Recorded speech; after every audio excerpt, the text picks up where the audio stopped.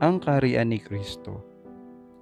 Habang sinasalita ni Jesus ang talinhagang ito, ang halamang mustasa ay nakikita sa malayo at sa malapit, na pumapaitaas sa ibabaw ng damo at butil. At ang mga sanga nito ay marahang gumagalaw sa hangin.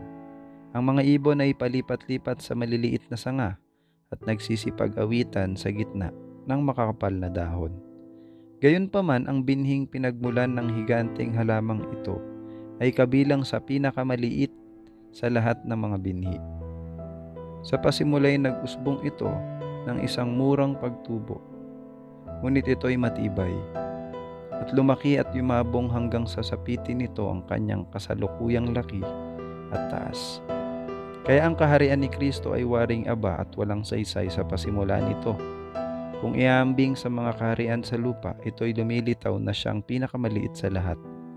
Ang pag-aangkin ni Kristo na pagiging isang hari ay nilibak ng mga naghahari sa sanlibutan ito. Gayunmay sa makapangyarihang mga katotohanang ipinagkatiwala sa kanyang mga tagasunod ay nag-aangkin ang kaharian ng Ebanghelyo ng isang buhay na banal. At gaano nga kabilis na ito'y lumaki, gaano kalawak ang paglaganap ng impluwensya nito. Nang salitain ni Kristo ang talinhagang ito ay iilan lamang magbubukid sa taga-Galilea ang naroroon upang kumatawan sa bagong kaharian. Ang kanilang karukhaan, ang kakauntian nila sa bilang ay paulit-ulit na ginawang dahilan kung bakit ang mga tao ay hindi dapat makipag-ugnay sa mga abang mangingisdang ito na nagsisunod kay Jesus. Ngunit ang binhi ng mustasa ay dapat lumaki at ilaganap ang kanyang mga sanga sa buong sanlibutan. Kapag nangawala na ang mga kaharian sa lupa na ang kaluwalhati ay siyang pumuno noon sa mga puso ng mga tao, ang kaharian ni Kristo ay mananatili. Isang malakas at malawak ang saklaw na kapangyarihan. Kaya ang gawain ng biyaya sa puso ay maliit sa pasimula nito. Isang katagaang sinasalita. Isang silahis ng liwanag ang idinadampulay sa kaluluwa. Isang impluwensya ang ginagamit na siyang pinagsisimulan ng bagong kabuhayan, at sino ang makasusukat sa mga bunga nito. Hindi lamang ang paglaki ng kaharian ni Kristo ang inilalarawan ng talinhaga ng binhi ng mustasa, kundi sa bawat yugto din naman ng paglaki nito ay inuulit-ulit ang karanasang inilalarawan sa talinhaga. Para sa kanyang iglesia sa bawat salin ng lahi, ang Diyos ay may isang tanging katotohanan at isang tanging gawain. Ang katotohanan na ikinubli sa mga pantas ng sanlibutan at sa may bait ay inihahayag sa mga gaya ng bata at sa mga mapagpakumbaba. Ito ay nangangailangan ng sariling pagpapakasakit. May mga pakikipagbaka ito na dapat pakikipagpunyagian at mga tagumpay na dapat matamo. Sa pasimula ay iilan ang mga tagapagtaguyod nito. Sila ay nilabanan at hinamak ng mga dakilang tao ng sanlibutan at ng isang iglesyang kaayon ng sanlibutan. Tingnan ninyo si Juan Bautista, ang naging tagapanguna ni Kristo, na nakatayong nag-iisa upang suwatan ang pagmamataas at formalismo ng bansang Hudyo. Tingnan ninyo ang unang mga tagapagdala ng Ebanghelyo sa Europa.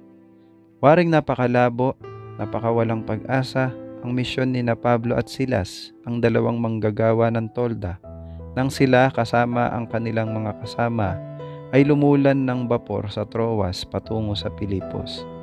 Tingnan nyo ang matandang si Pablo na natatanikalaan na ipinangangaral si Kristo sa kuta ng mga Sisar. Tingnan nyo ang bayan-bayanan ng mga alipin at mga magbubukid na nakikipagtunggali sa paganismo ng imperyo ng Roma. Tingnan ninyo si Martin Luther na naninindigan laban sa makapangyarihang iglesyang yaon na siyang obra maestra ng karunungan ng sanlibutan. Masdan ninyo siya sa kanyang panghahawak ng buong tibay sa salita ng Diyos laban sa emperador at papa na sinasabi, "Narito, ginagawa ko ang aking paninindigan, wala na akong iba pang magagawa. Ang Diyos nawa ang aking maging katulong."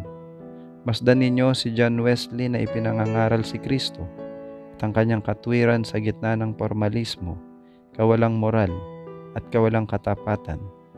Masdan ninyo ang isa sa nabibigatan sa taglay na mga kapighatian ng di sumasampalatayang sanlibutan na namamanhik para sa karapatan na madala sa kanila ang pabalita ng pag-ibig ni Kristo. Dinggin ninyo ang tugon ng Ecclesiastimo. Umupo ka, binata, kapag ibig ng Diyos na hikayatin ang mga di sumasampalataya o ang mga pagano, ay kanyang gagawin ito nang wala ang tulong mo o ang tulong ko. Ang mga dakilang lider ng relihiyon sa salin ng lahing ito ay nagtatanyag ng mga papuri at nagsisipagtayo ng mga bantayog, niyaong mga naghasik ng binhi ng katotohanan. Mga dantaon na ang nakararaan. Hindi ba marami ang tumalikod sa gawaing ito upang yurakan ang usbong na sumisibol sa binhi?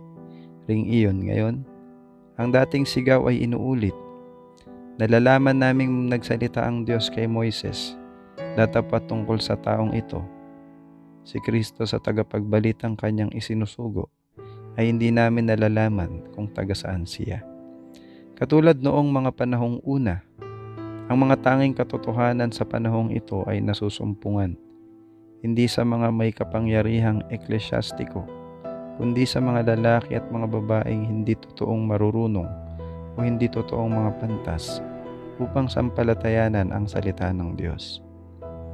Sapagkat masdan ninyo sa inyo'y pagkatawag, mga kapatid, na hindi ang maraming marurunong ayon sa laman, hindi ang maraming may kapangyarihan, hindi ang maraming mahal na tao ang mga tinawag, kundi pinili ng Diyos ang mga bagay na kamangmangan ng sanlibutan, upang hiyain niya ang mga marurunong.